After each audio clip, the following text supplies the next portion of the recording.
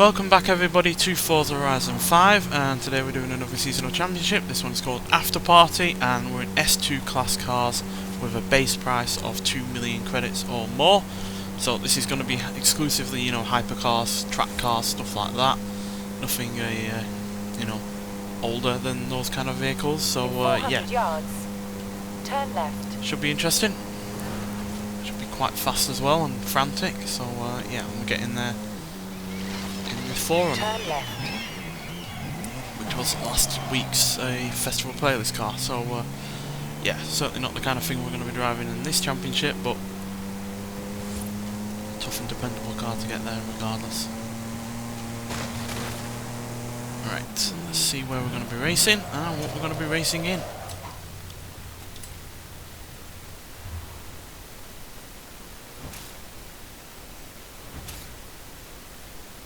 So yeah, street scene races,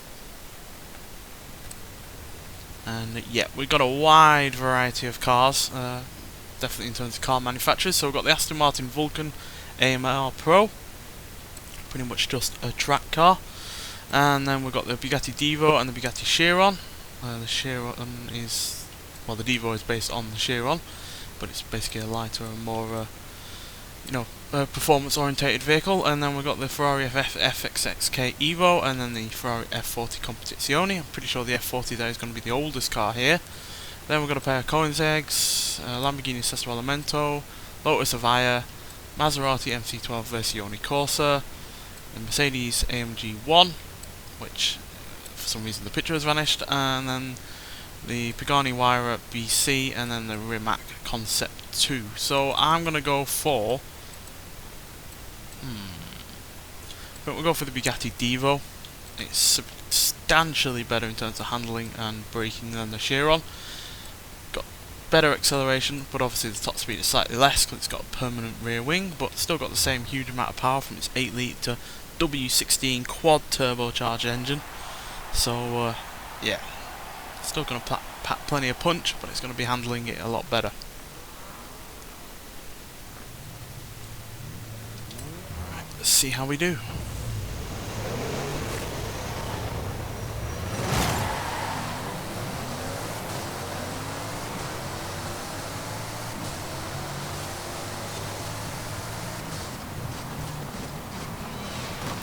The Aston Martin cutting us up there, out the way.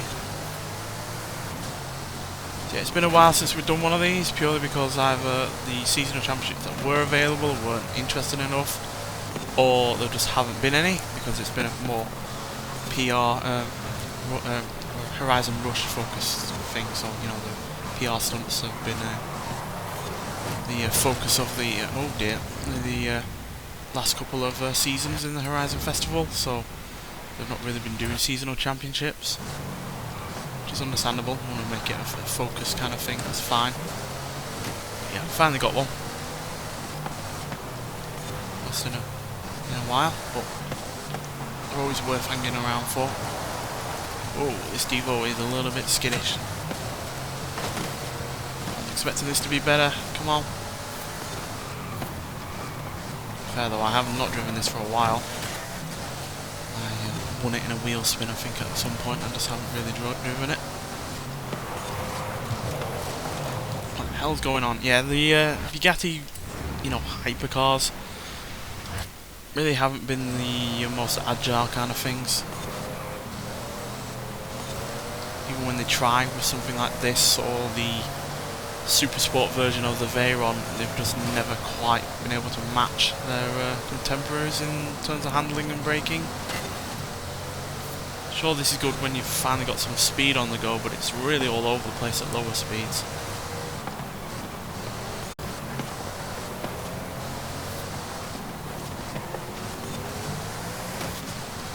Finally made it to 4th. Let's at least try and get a podium position.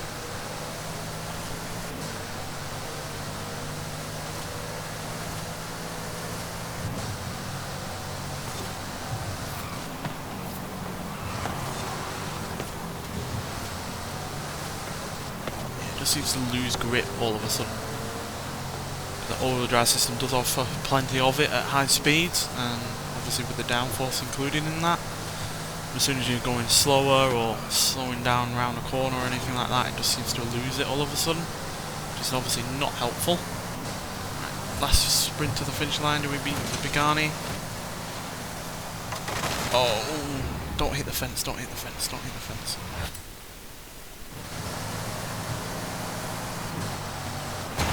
Oh, who got that? That was very close. Oh, the Pagani got it. I guarantee it was less than 0.1 of a second though. Come on, I want to see the time. Oh, dead on! Oh, that's not fair. Don't know how they worked that one out then, if it's dead on the time. Maybe it's so small in terms of the time they can't even register it. But yeah, still second place is fairly good for the Devo, especially considering it's up against lighter and more agile cars. But yeah, let's get on to the second race and see if we can do any better. Now, I'm not typically the biggest fan of hypercars or cars with huge amounts of horsepower.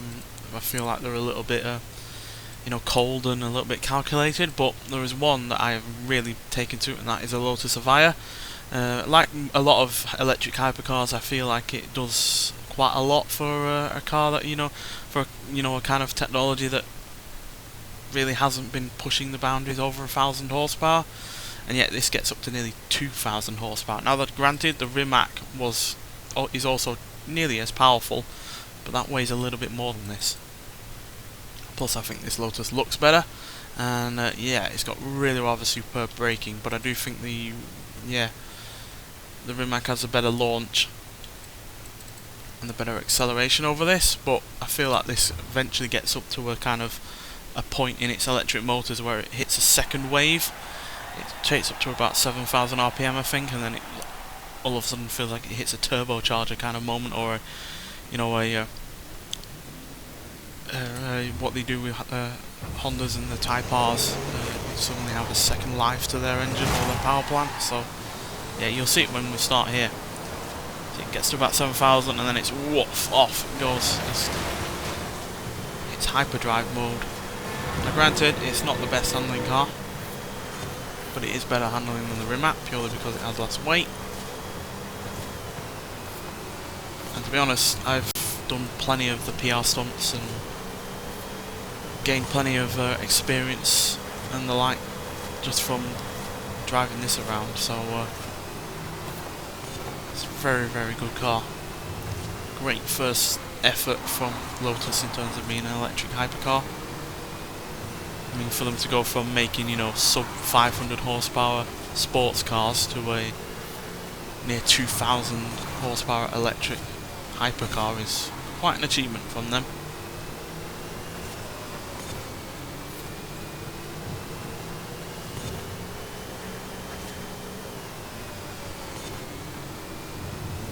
And yeah, it's not all about the speed and acceleration either, it does actually handle rather well.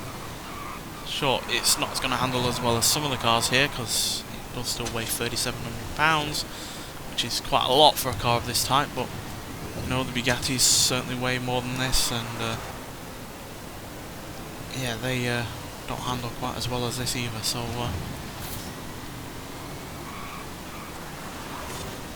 I say this is easier to drive than that Devo, even though the stats say this is worse in terms of handling.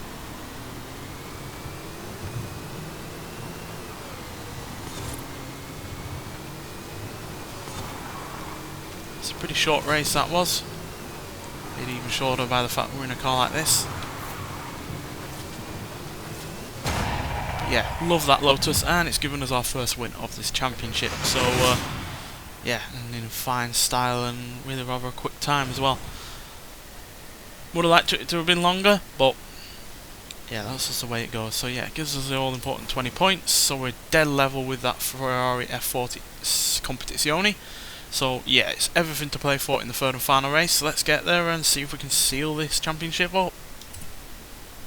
Right, so we've had two different kind of cars so far on this championship. We've had a road legal hypercar, we've had a road legal electric hypercar, and yeah, I think we're going to go for a track orientated vehicle now. I am tempted by the Vulcan here, because you know, the braking, the handling and the speed are already rather decent, but the acceleration is a little bit on the poor side. and 820 horsepower does pale in comparison to a lot of cars here. So I think I'm going to go for the Maserati. I know it's a kind of random choice, especially when you've got Paganis to choose from, or a more modern Ferrari, but I feel like this, with its braking being at 10 and 10, which is granted it is the same as the Ferrari, but this is, yeah, it's lighter than the Ferrari, and it's got less power, so I think it will be an easier car to handle. Granted it is also older, so who knows, but yeah, I do really rather like Maserati generally, so you know, that also plays a part as well, even though the MC12 is not a good car by any means in its standard form, because they tried to make it a racing car for the road, which never works, as proven by the F50 in the 90s, so yeah, but I still like this version because it is a track car. It's not trying to be two things and fail at both, so yeah, let's see how it does.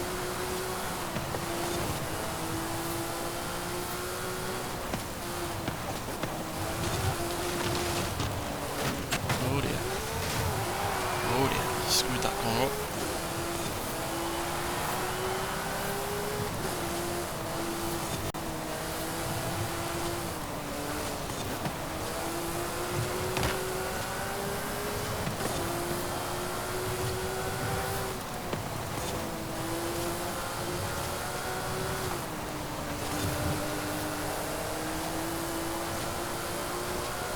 Definitely outmatched in terms of power. We've got a Super Sport next to us, which has well over 1,000 horsepower.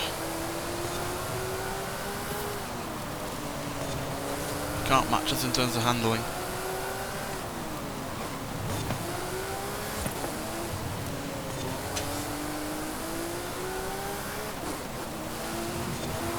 I do wish we had more Maseratis though on these games.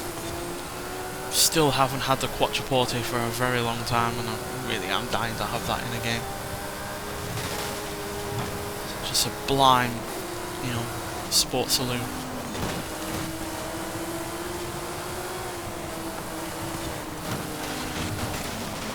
I did not mean to slide the Lamborghini out there. Try and make it as fair as possible. We do have more power than the Lamborghini, but I think that's even lighter than we are. That's not going to make up for nearly 200 horsepower in difference, I don't think. Nope. So yeah, even though we're one of the oldest, I think there, outside of maybe an F40, we're, yeah, came in first there. But again, another really rather quick race, even quicker than the one with the Avaya there. So, despite us having, you know, more than 1,000 horsepower less, but yeah. Yeah, the F40 wasn't there, so yeah, we were the oldest car there by quite some margin. So yeah, but still got the win, still got the 20 points, and therefore ended up 12 points ahead of the Aston Martin Vulcan and 14 points ahead of the Koenigsegg 1. So yeah, really enjoyed that championship, even though I'm not typically a fan of hypercars, but it's nice and short. You know, those last two races were under 2 minutes, so yeah, if you need those 5 points, or you don't want to buy the Ferrari F355 that you can get by winning this championship, then yeah, it's well worth doing, because it's short and yeah, really rather quick in terms of the cars you're driving. So yeah, but nonetheless, thanks for watching, and I'll see you in the next one. Bye.